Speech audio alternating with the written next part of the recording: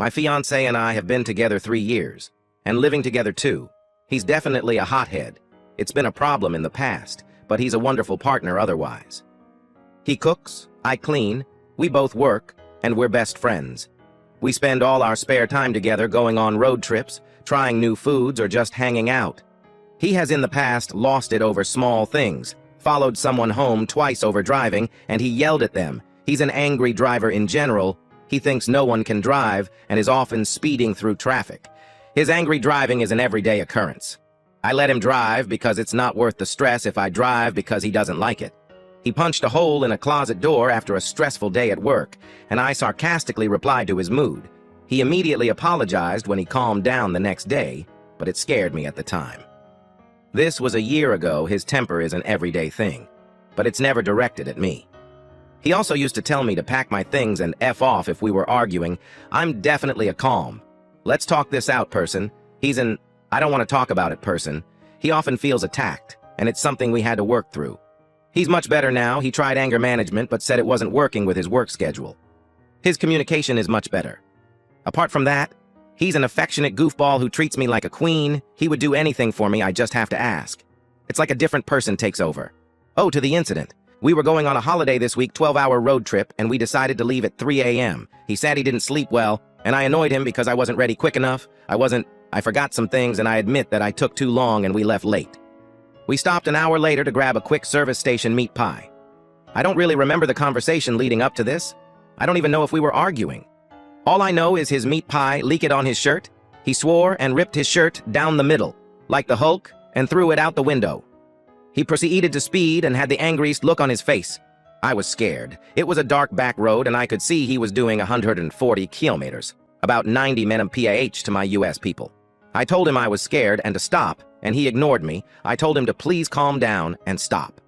Suddenly, he slammed on the brakes and all out things in the back flew forward. He turned to look at me and said, "There!" before taking off again, only faster, doing 160 kilometer, about 100 mph. I sat there terrified to speak up again and that we would hit something. He stopped not long after and told me to drive because he was going to sleep. He woke up 2 hours later and didn't say anything about it. It was an hour or so after he woke up. He said, "Sorry about..." Before I was really tired. I'm in shock. He doesn't seem to think it was a huge deal. It's been 2 days and we've just moved on from it. He said nothing happened and he knows how to control a vehicle, and why would he put himself in danger? I just need some advice. I'm starting to rethink this whole relationship based off this incident because I'm scared to tell my friends because they will hold judgments on him. Update: I'm so completely overwhelmed by the response from this group. I never thought I'd receive so many helpful and worried comments. I have 4 more days of this trip, and since so many are telling me to be careful, I am not going to do anything until I get home. You've all shown me it's time to tell my sister and brother what's going on. They live in the same city. Thank you again for all your help. I feel so rattled. I've never once thought it was abuse. I just thought he needed help and support. Update: 2 months later. Thank you to everyone who commented on my previous post. It's been a while since my original post and a lot has happened. The end of the relationship was nothing short of a soap opera. I spent nights in bed next to him on our holiday reading Lundy Bancroft's book, and I was floored. All the comments were so eye-opening even if I didn't want to believe it was that serious.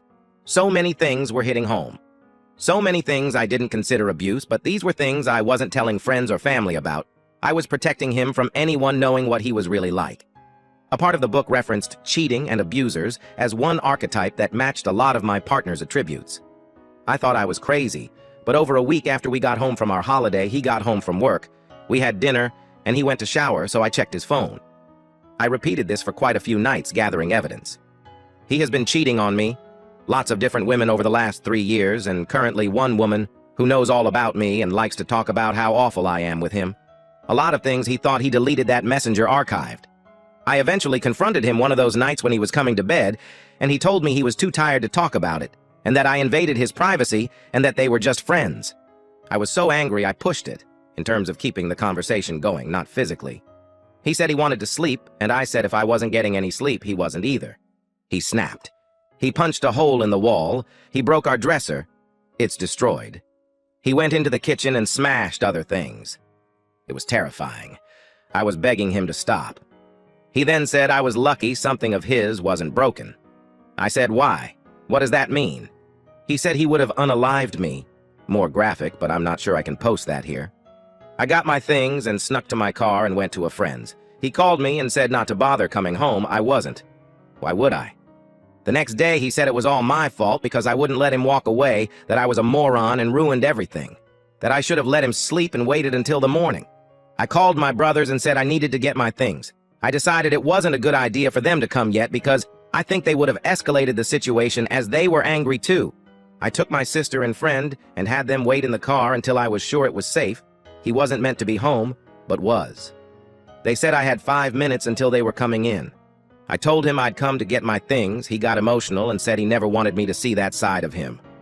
I said we were done, and he got angry again and chased me into the garage throwing pillows at me. He said I would regret not fighting for this, and I asked him what I was fighting for, because this wasn't how you treat someone you love. He collapsed into a crying mess and said he loved me too much and needed me, that he'd been an idiot and ruined it all. He said I could take what I wanted, that he would speak to me tomorrow when we've both slept. He got upset when my friend and sister came inside because he didn't know they knew. I took the opportunity to get clothes and my brothers returned for my things 2 days after. He sobbed on the phone to me to reconsider, that he wasn't getting attention from me and did the wrong thing, that he's really stressed, and it all came to a head. He also told me this would happen to me again, and the devil I knew was better than any other. He was begging me to come home. I cut contact. 3 weeks later, he's posting pictures with one of the other women and in a relationship with her. I'm just floored by the turn in events. Thank you to everyone who commented. This man was an abuser, and writing here saved me. Please don't date angry men. Please realize if there's physical violence of any kind, they're capable of worse. The cheating was a bullet. I didn't see coming. I never suspected him of that ever in the whole 3 years, and I'm extremely embarrassed of being replaced so easily and being fooled so easily. I'm living with my brother. My self-esteem is in the toilet, and I guess I'm starting my life over again now. Story 2. My boss collected money for flowers for me and then kept it for herself. Unfortunately, 7 weeks ago, my dear grandmother passed away at 91. A co-worker of mine told me our supervisor collected money from our team for flowers as condolences for her death. No flowers were delivered from my supervisor and team to the funeral home. 2 weeks after the funeral, I found out a florist in town didn't deliver all their orders for my grandmother's funeral. I sent my supervisor a text explaining the flower mix-up we had experienced. In the text, I told her I was worried about not sending my gratitude to her and the team, as I never got the flowers. Also, I wanted to make sure she and the team were not out the money because of the inept florist. I included my appreciation for her and the team thinking of me. My supervisor replied she didn't order any flowers for the funeral, telling me not to worry, and thankfully they were not lost. Instead, she was planning to send something else to my new husband and I as a condolence. Then she added a flippant, "Sorry, I haven't gotten there yet." Now it has been 7 weeks since my grandmother's passing and 4 weeks since I sent the text about the flowers to my supervisor. My supervisor didn't follow through with sending my team's condolences for the death of my grandmother. My husband and I have not received anything from my supervisor or the team, but my boss still has their money, which is technically theft. Also, I'm feeling hurt by her lack of regard to my emotions about losing a very close loved one. My grandmother passed away 15 days after my wedding, which she couldn't attend due to the injury which led to her death. She was going to be the flower girl in our non-traditional ceremony, all of which I shared with my boss. It was a roller coaster of emotions in a short time frame. I'm uncertain of my course of action here. Should I go to HR? What should I say? My boss didn't take my money, but she did take my coworkers' money and didn't send their condolences. Do I tell HR I'm being treated unfairly as my boss didn't send me condolences like she has to others? She's made sure to send prompt bereavement gestures within 2 weeks for my coworkers with the family losses they've experienced in the past. It's not like it's required or expected for her or my coworkers to send condolences, though it is a considerate thing to do. I feel going to HR will make our already challenging relationship even worse, and she will be supported by them. HR will see it as a personal matter and she was just forgetful. She may get a small slap on the wrist, but I will pay big as the employee that tattled on her. Our team is only 7 people, so she'll definitely know it was me. Do I ask her again about sending the flowers gift? It already felt awkward when I contacted her before about the flowers, especially after her dismissive response. Also, I'm not certain how to approach it because it's a gesture of caring and other people's money that I'm asking her about. It just feels icky. Many people are telling me to just let it go, but others are saying she committed theft and to report her to HR. What do you think is the best way to handle the situation? I talked to 2 of my most trustworthy coworkers. one being the person who told me she thought my supervisor was sending the flowers for my grandmother's funeral. I expressed to them I had not received any condolences from my boss on their behalf, and expressed my gratitude for their contributions when my grandmother passed. Both asked me if I felt they should mention anything to our supervisor. I told them that was up to their own discretion. I stopped there and decided to not pursue anything with HR. I felt like it was more important to move on. At least, I was able to say thank you to my closest colleagues. Then before our first staff meeting of the 2023 new year, our team was chatting together about our upcoming plans. I said that my husband and I were going to Florida in a few weeks to see my parents. This included visiting with my grandfather, who at 90 decided live in Florida with my parents after losing my grandmother. I had mentioned this new living situation to my supervisor and colleagues prior to this meeting. I kid you not, my supervisor, after I shared my upcoming plans, asks me, "How's your grandma doing in Florida?" Wait, what? Grandma? I quickly and rather coldly replied, "My grandmother has passed." My supervisor got bright red and tried her best to cover her tracks by saying, "Oh yeah, I meant your grandpa. I got confused for just a moment." I said nothing more. I didn't even acknowledge her clumsy attempts to correct herself. An uncomfortably long pause of weirdness loomed over the room for a while before conversation resumed. My most confidential coworker afterwards expressed to me how cringy it was to witness. My supervisor knew she had inconsiderately asked me about the well-being of dead person.